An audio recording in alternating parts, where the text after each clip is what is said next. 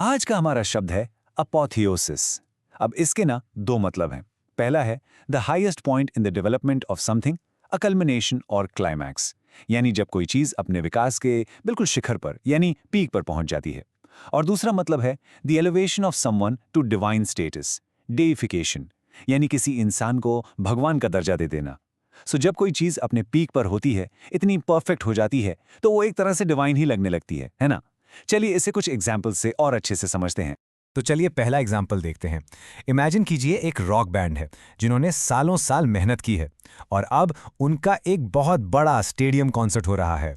इसके लिए हम ये सेंटेंस यूज कर सकते हैं, the stadium concert was the apotheosis of the rock band's long and celebrated career. इसका सीधा सा मतलब ये हुआ कि वो कॉन्सर्ट उनके पूरे करियर का सबसे ऊंचा पॉइंट था, उनकी सफलता का क्लाइमैक्स था। इससे बड़ा कुछ हो ही नहीं सकता। ये वर्ड सिर्फ इवेंट्स के लिए ही नहीं, आर्ट के लिए भी यूज होता है। जैसे ये सेंटेंस सुनिए, for many critics the novel's final chapter is the apotheosis of the author's literary style, blending beautiful prose with profound ideas. यहाँ अपोथियोसिस का मतलब है कि नॉवल का जो आखिरी चैप्टर है ना, वो राइटर के लिखने के स्टाइल का एक परफेक्ट एग्जाम्पल है, एक क्लाइमैक्स है। जैसे राइटर ने अपनी सारी काबिलियत, सारी कला उस एक चैप्टर में डाल दी हो। बिल्कुल ऐसे ही। चलिए एक एग्जाम्पल फिल्मों से लेते हैं।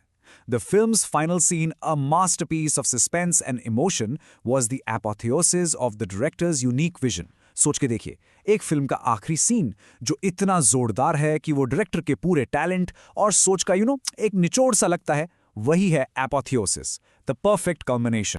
चलिए अब देखते हैं कि इसे एक कोट में कैसे इस्तेमाल किया गया है। The triumphant return of the hero is the apotheosis of the classic adventure story, the moment every reader waits for. Interesting है ना। ये कोट कह रहा है कि किसी भी एडवेंचर स्टोरी का जो सबसे बड़ा मोमेंट होता है, वो उसके हीरो की जीत के बाद वापसी होती है। वही पूरी कहानी का क्लाइमैक्स है, उसका एपोथियोसिस है, जिसका हर रीडर इंतजार करता है।